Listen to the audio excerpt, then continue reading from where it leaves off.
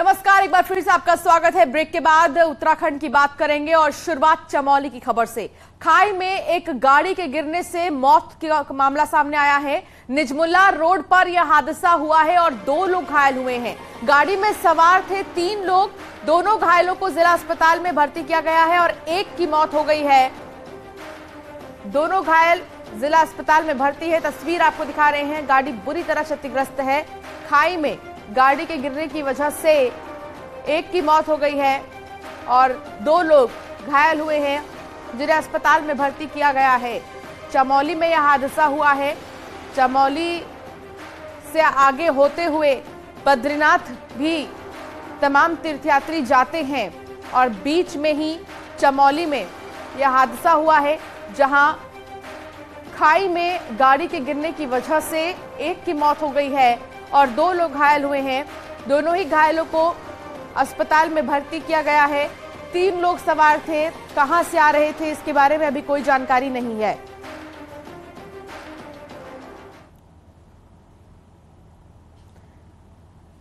खबर केदारनाथ की। यहां पैदल रास्ते में ग्लेशियर टूट गया है। कुबेर और भैरव गदेरे के पास ये ग्लेशियर टूटा है और सैकड़ों टन बर्फ का मलबा पैदल रोड पर आ गया है। हालांकि इस दौरान किसी जनहानि की खबर नहीं है, लेकिन फिर भी वहां पर राहत कार्य जारी है। कल केदारनाथ यात्रा को रोका गया था और इस वजह से भी बड़ा हादसा यहां पर टल गया। कल शाम करीब 5:45 बजे के आसपास ये घटना हुई है। इस दौरान ग्लेशियर में फंसे लोगों को सकुशल निकाल लिया गया है। एसडीआरएफ की टीम ने पूरा ऑपरेशन चलाया। केदारनाथ यात्रियों को निचले पड़ावों पर ही रोक दिया गया है। गौरीकुंड और सोनप्रयाग से ही यात्रियों को कहा जा रहा है कि अभी ना जाएं, क्योंकि अभी 6 से 7 तारीख तक मौसम इसी तरह बना रहेगा। मौसम खराब है और ज्यादा मौसम खराब होने की वजह से ग्लेशियर्स टूटकर नीचे आ रहे हैं, जिसके चलते यात्रियों को परेशानी हो सकती है। इसलिए बता दें आपको कि 5 के बाद 6 तारीख तक अभी किसी को भी जाने के लिए मना किया गया है केदारनाथ यात्रा पर। ये तस्वीर आप देखिए। सबसे पहले इस तस्वीर पर एक नजर डालिए, जहां आप देखेंगे कि ग्लेशियर आखिर कैसे टूटकर नीचे की ओर आ रहे हैं और इसमें कई सारे यात्री भी दब गए थे, जिनका रेस्क्यू कर उन्हें बाहर निकाला गया है। और ये सुपर एक्सक्लूसिव तस्वीर आपको दिखा रहे हैं न्यूज 18 पर। सबसे पहले इस तस्वीर को देखकर आप समझ सकते हैं कि आखिर किस तरीके से ग्लेशियर्स के लगातार टूटने की खबरें सामने आ रही है और ऐसे मामले हो भी रहे हैं। केदारनाथ अभी जाने वाले यात्रियों के लिए ये तस्वीर काफी कुछ बयां कर रही है। इस तस्वीर के जरिए आप समझ सकते हैं कि अभी मौजूदा समय में मौसम का मिजाज कैसा बना हुआ है केदारनाथ में।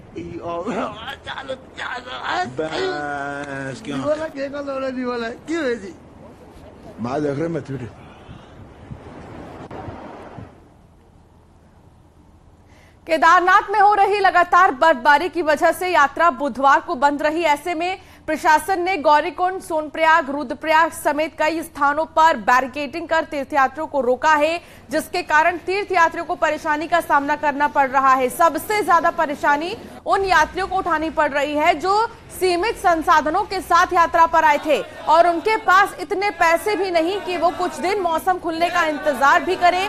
रास्तों में होटल्स में भी अगर वो रुक रही हैं तो ज्यादा पैसे मांग रहे हैं होटल मालिक। ऐसे में कई यात्री पुलिस के सामने धाम जाने की मिन्नतें भी कर रहे हैं। पुलिस की ओर से यात्रियों को सुरक्षित स्थानों पर रोका जा रहा है या फिर उन्हें बद्रीनाथ या अन्य मंदिरों के लिए भेजा जा रहा है। तो अभी केदारनाथ जाने से बचे, यही अपील की जा रही है प्रशासन की तरफ से।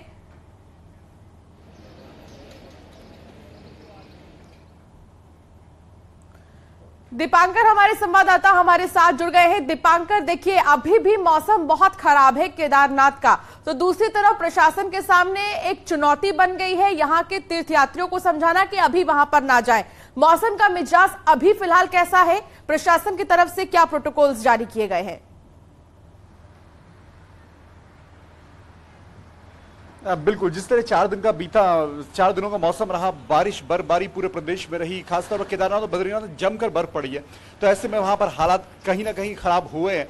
लेकिन आज अभी अगर बात करें दूसरे मैदानी डिस्ट्रिक्ट्स की, तो मौसम सभी जगह पे साफ है। लेकिन केदारनाथ या जो ऊंचाई वाले इलाके हैं बद्रीनाथ, यहाँ पर अभी भी मौसम विभाग की तरफ से कहा गया है कि 5 और 6 तारीख तक, यानी इस रविवार तक यहाँ पर मौसम बदल सकता है, मुश्किलें यहाँ पर बढ़ सकती है, बारिश बर्फबारी हो सकती है। ऐसे में लगातार सरकार की तरफ से, प्रशासन की तरफ से यात्रियों से यही अपील की जा रही है कि आप यात्रा पे तभी आगे बढ़ें, पहले मौसम को जरूर देख लें, क्योंकि आगे स्थितियां बिल्कुल भी अभी ठीक नहीं है। कल जिस तरह ग्लेशियर टूटा है, अगर वहां पर भीड़ होती तो कोई बड़ा हादसा वहां पर हो सकता था, लेकिन कल यात्रा को पूरी तरह होल्ड किया गया था। जहां तक बात है, जहां पर ग्लेशियर आया जिस रूट पर, वहां पर आज उसे हटाया जाएगा। 11 बजे तक माना जा रहा है कि इस रूट को यहां पर ओपन कर दिया जाएगा। आज कुछ यात्रियों को भेजा जा सकता है सोनप्रयाग से आगे यात्रा के लिए केदारनाथ की, लेकिन ओवरऑल जो यात्रियों को सलाह है, चाहे वो दूसरे राज्यों से आ रहे हैं, चाहे उत्तराखंड पहुंच चुके हैं, उनको यही सलाह दी जा रही है कि आप थोड़ा सा मौसम को देखकर जरूर केदारनाथ और बद्रीनाथ की यात्रा करें। खासतौर पर केदारनाथ की इसलिए क्योंकि केदारनाथ का पैदल रूट का 20 से 22 किलोमीटर का पैदल रूट है, वहां पर आपको तमाम तरह की दिक्कतें आ सकती है। तो इस लिहाज से हालांकि प्रशासन हो, पुलिस हो या फिर सरकार हो, तीनों की तरफ से लगातार यात्रियों से अपील की जा रही है कि आप जरूर इस बात का ध्यान रहते हुए आगे बढ़े कि मौसम केदारनाथ में खराब है। 10 दिन की यात्रा लगभग होने को है, लेकिन अभी मौसम जिस तरीके से उत्तराखंड में रहा है पिछले 4-5 दिनों में, उसने कहीं ना कहीं मुश्किलें जरूर खड़ी की है यहां पर। और केदारनाथ को लेकर अभी भी अगले 3 दिन यही कहा जा रहा है कि मौसम वहां पर खराब रहेगा। बिल्कुल, अभी मौसम इसी तरह बना रहेगा। 6 कहा जा रहा था कि 6 मई या 7 मई तक मौसम ऐसा रहेगा तो अभी ना जाए। लेकिन सवाल ये है यहाँ पर दीपांकर कि जो तीर्थयात्री अभी बीच रास्ते में फंसे हुए हैं, ना वो होटल ले पा रहे हैं, ना वो वहां से जा पा रहे हैं, क्योंकि होटल मालिकों पर यह आरोप है कि वो पैसा ज्यादा ले रहे हैं। तो क्या इसको लेकर जानकारी है प्रशासन को और इस पर क्या एक्शन लिया जाएगा? इस बारे में कोई जानकारी आपके पास?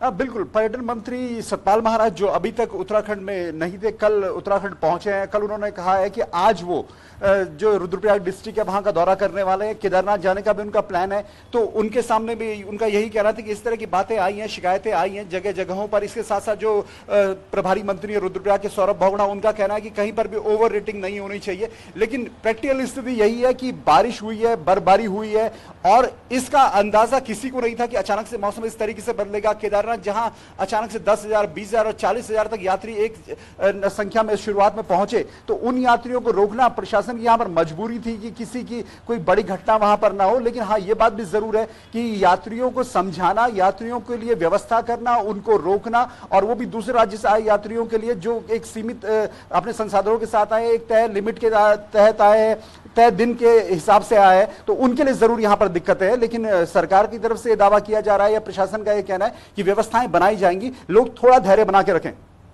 बहुत शुक्रिया दीपांकर जानकारी साझा करने के लिए। तो कई दिनों बाद केदारनाथ में खिली चटक धूप देखने को मिली है। बीते कई दिनों से बर्फबारी हो रही थी। आज 11 बजे एक बार फिर से केदारनाथ यात्रा खुल जाएगी। बता दें आपको कि कुबेर गदेरे के पास ग्लेशियर टूटने से कल मार्ग बंद हो गया था। करीब 50 मजदूर यहां पर लगाए गए थे रास्ता खोलने के लिए, और आज जो है खिली चटक धूप देखने को मिल रही है केदारनाथ धाम में। आप ये देखिए तस्वीर, जहां इन पहाड़ों पर जो बर्फ जमे हुए हैं, जब इन पर रोशनी पड़ती है सूरज की तो ऐसा लगता है मानो ये सोने के पहाड़ हो। और ऐसा कहा भी जाता है केदारनाथ के इर्द गिर्द का जो नजारा है बहुत ही ज्यादा खूबसूरत होता है। और एक बार फिर से आज यात्री यहां पर तीर्थयात्री आ सकेंगे। राज्य के पहाड़ी इलाकों में बड़ी इंडस्ट्री नहीं है। चारों धाम यहां की सबसे बड़ी इंडस्ट्री है, जिस पर पूरा इलाके की आर्थिक व्यवस्था टिकी हुई है, और इस बार फिर खासी उम्मीदें हैं।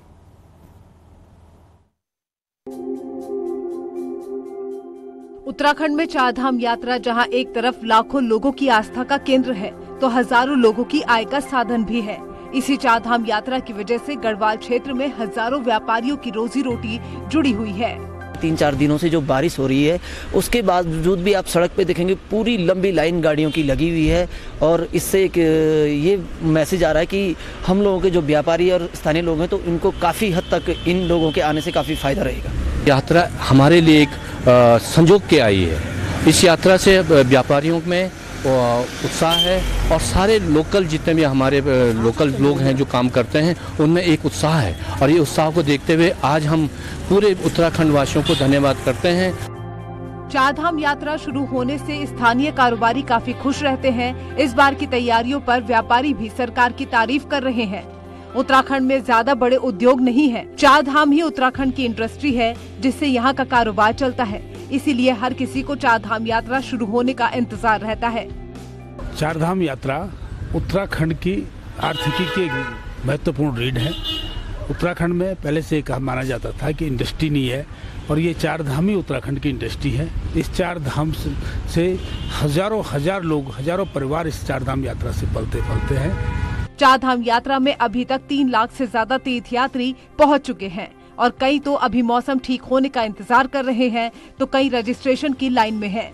उम्मीद है इस बार की यात्रा ऐतिहासिक होगी, जिससे गढ़वाल के व्यापार को भी बढ़ावा मिलेगा। चमोली से न्यूज़ 18 के लिए नितिन सेमवाल की रिपोर्ट। और वही आज से आदि कैलाश यात्रा की शुरुआत हो रही है। कैलाश मानसरोवर की तर्ज पर ही पहला जत्था हल्द्वानी से रवाना होगा। पिथौरागढ़ के लिए 19 यात्रियों का दल रवाना होगा। कुमाऊं मंडल विकास निगम यात्रा करा रहा है। कुमाऊं मंडल विकास निगम के एमडी दिखाएंगे दल को हरी झंडी।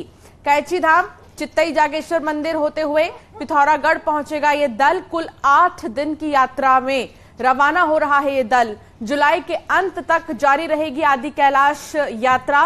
1992 से जारी है आदि कैलाश यात्रा। हालांकि मानसरोवर यात्रा कैलाश यात्रा के तर्ज पर ही आदि कैलाश यात्रा के लिए पहले जत्थे को हल्द्वानी से रवाना किया गया है। हल्द्वानी से शैलेंद्र नेगी हमारे संवाददाता हमारे साथ जुड़ गए हैं। शैलेंद्र, क्या व्यवस्था, क्या इंतजाम किए गए हैं आदि कैलाश यात्रा को लेकर?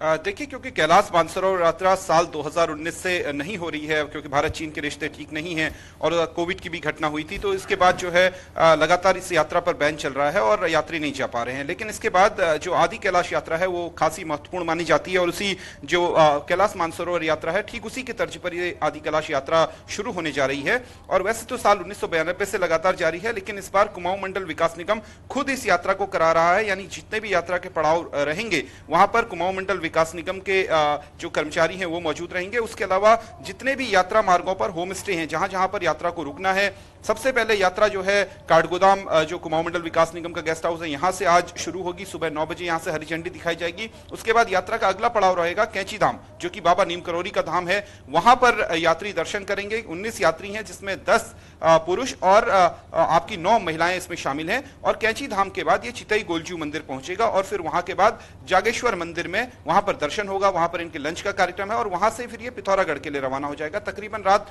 9 बजे ये दल पिथौरागढ़ पहुंचेगा और पिथौरागढ़ पहुंचने के बाद उसके बाद फिर अगली यात्रा का पड़ाव शुरू होंगे। फिर ये गुंजी तक जाएगा। और खास बात यह है कि पहले यह यात्रा पैदल ही होती थी, ज्यादातर यात्रा पैदल होती थी, लेकिन अब क्योंकि पूरा का पूरा सड़क मार्ग खुल गया है, अच्छी रोड बन गई है बॉर्डर तक, तो इसलिए ज्यादातर यात्रा रोड के जरिए होनी है। तो अच्छी बसेस करके दी गई हैं यात्रियों को। तकरीबन एक यात्री को 45,000 के खर्चे पर हल्द्वानी से लेकर के वो आदि कैलाश की यात्रा पूरी कर सकेगा। लगभग जो है 8 दिन की ये यात्रा रहेगी। और कुमाऊं मंडल विकास निगम की तरफ से दावा किया गया है कि जहां पर होम स्टेज हैं वहां पर उनके रहने की व्यवस्था की गई है यात्रियों के, और आगे भी कई सारे दल इसके लिए रवाना होंगे। बहुत शुक्रिया जानकारी साझा करने के लिए शैलेंद्र। तो पिथौरागढ़ के लिए रवाना होगा पहला जत्था हल्द्वानी से और यहां पर आदि कैलाश यात्रा के लिए इंतजाम किए गए हैं। हरिद्वार से खबर, जहां बारिश और खराब मौसम का हरिद्वार के कारोबार पर असर पड़ रहा है, जिसकी वजह से यात्रियों की आमद कम हुई है। साथ ही खराब मौसम को देखते हुए लोग होटल और गाड़ियों की बुकिंग कैंसिल कर रहे हैं, जिसके कारण होटल और ट्रैवल से जुड़े व्यापारियों को नुकसान उठाना पड़ रहा है।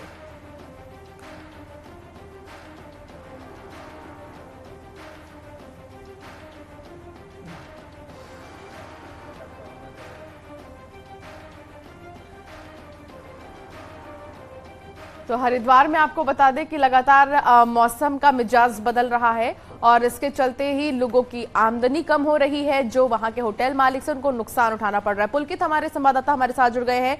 पुलकित, हरिद्वार में मौसम कैसा है और इसको लेकर मौसम विभाग की तरफ से क्या कहा जा रहा है? क्या इसी तरह बना रहेगा मौसम?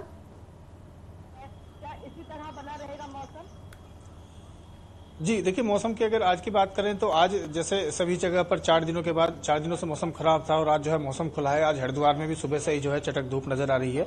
लेकिन जैसे पिछले पूरे प्रदेश भर में और देश के कई राज्यों में जो है जिस तरह से 4 दिनों से मौसम खराब था और उसका कई जगहों पर उसका असर देखने के लिए मिल रहा था, पूरे चारधाम यात्रा पर जो है उसका असर पड़ा। उसी तरह से धर्मगिरी हरिद्वार के कारोबार पर, व्यापार पर भी उसका असर जो है पूरी तरह से पड़ा है। रविवार शाम से बारिश हुई थी और कल शाम तक, रात तक जो है अच्छे ढंग से जो है लगातार जो है बारिश हुई है, जिसके कारण से व्यापक असर उसका यहाँ पर पड़ा है। क्योंकि हरिद्वार में हजारों की तादाद में होटल है, धर्मशाला है, बड़ी यहाँ पर ट्रैवल एजेंसियां हैं। जितने भी चारधाम यात्री है उसमें ज्यादातर जो यात्री है वो यहीं से अपनी यात्रा को शुरू करते हैं और उसके अलावा वीकेंड पर या अन्य छुट्टियों पर जो है बड़ी तादाद में दिल्ली, एनसीआर और दूसरे राज्यों से हरिद्वार में लोग पहुंचते हैं, जिससे यहाँ पर एक बड़ा कारोबार होता है, बड़ा व्यापार यहाँ पर होता है। पिछले 3 दिनों से जिस तरह से मौसम खराब था, लगातार बारिश हो रही थी, उससे यहाँ के कारोबार पर सीधा असर पड़ा। क्योंकि जिन लोगों ने अपने होटल बुक करा रखे थे, हरिद्वार को पुल के क्योंकि प्रवेश द्वार कहा जाता है, चारधाम यात्रा की शुरुआत होते ही हरिद्वार से सबसे पहले लोग शुरू करते हैं, आस्था की डुबकी लगाते हैं, फिर यहाँ से वो निकलते हैं, चाहे वो बद्रीनाथ जाए, केदारनाथ जाए, इस तरीके से शुरुआत होती है। लेकिन क्या पिछले साल के मुकाबले इस साल यात्री आ रहे हैं?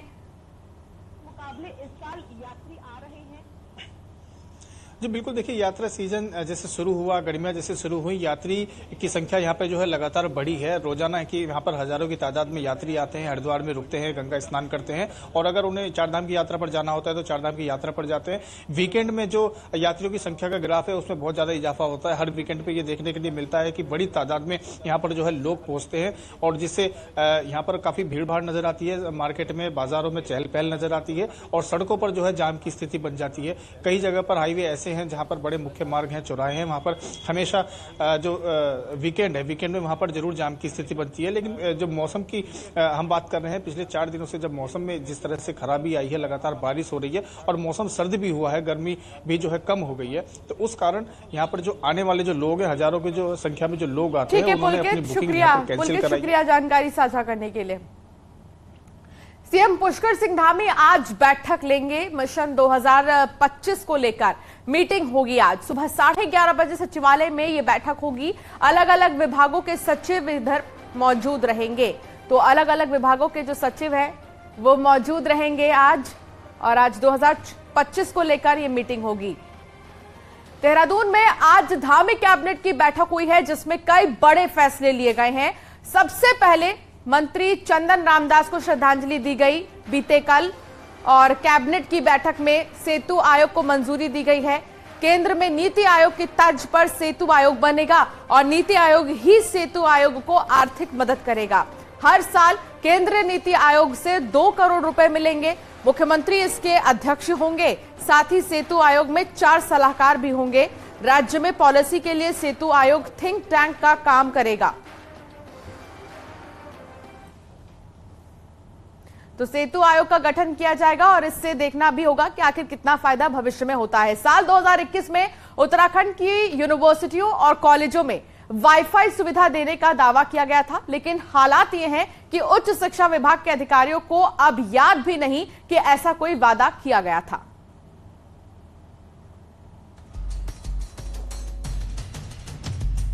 उत्तराखंड के 4 लाख छात्रों को सीधा फायदा देने के लिए हर कॉलेज यूनिवर्सिटी में वाईफाई देने का सरकार ने दावा किया था, लेकिन उच्च शिक्षा विभाग इस पर आज तक काम नहीं कर पाया है। कॉलेज में स्टूडेंट्स ई बुक पढ़ सकें या दूसरे नोट्स ले सकें, इसके लिए हर कॉलेज में वाईफाई जोन बनाना था, लेकिन हालात जस के तस है। नहीं, ऐसा कुछ नहीं है। हमारे कॉलेज में इतनी कोई वो फैसिलिटी नहीं है, ना ही मंत्री जी ने जो बोला वैसा कुछ हुआ है। जो 32 MB मिलती थी वो अभी भी मिलती है। वो तो ऐसा होता है कि पहले का टाइम अलग थी कि 32 MB 90 MB एक महीने खींच रहे लोग। नहीं, अभी तक तो कॉलेज में ऐसा कोई ना वाईफाई लगा है, ना कोई कुछ हो पाया है। और अगर ऐसा उन्होंने चुनाव से पहले कहा था तो उन्हें जरूर करना चाहिए था, क्योंकि इससे कहीं ना कहीं स्टूडेंट्स को बेनिफिट मिलेगा। वहीं कॉलेज यूनिवर्सिटी में सरकारी स्तर से अभी तक कोई सुविधा नहीं मिल पाई है। विभाग के अधिकारी जहां अभी तक कॉलेज में वाईफाई जोन बनाने के लेटर ही नहीं भेज पाए हैं, वहीं कुछ यूनिवर्सिटी ने अपने स्तर से ही वाईफाई जोन लगा दिए हैं, जिसका खर्च भी खुद यूनिवर्सिटी वहन कर रही है, जिसमें दून यूनिवर्सिटी समेत गढ़वाल यूनिवर्सिटी शामिल है। जो दून यूनिवर्सिटी का कैंपस है, हमने इसको पूरा वाईफाई जोन है, हमारा हॉस्टल्स में भी है, कभी दिक्कत आती है उनको एडिशनल फैसिलिटी हम प्रोवाइड करते हैं। यूनिवर्सिटी अपना कनेक्शन लेती है, उसका पेमेंट करती है, तो इंटरनेट की हम सुविधा प्रोवाइड करते हैं। अब सवाल ये है कि चुनावी वादे के तौर पर उच्च शिक्षा मंत्री ने वादे तो खूब कर दिए थे, लेकिन इस पर काम क्या हुआ ये वादा करके वो खुद भूल गए और पिछले 2 साल से छात्र सुविधाओं का ही इंतजार कर रहे हैं। न्यूज़ 18 के लिए देहरादून से भारती सकलानी, उन्याल की रिपोर्ट। और यहाँ रुकना होगा एक ब्रेक के लिए, लेकिन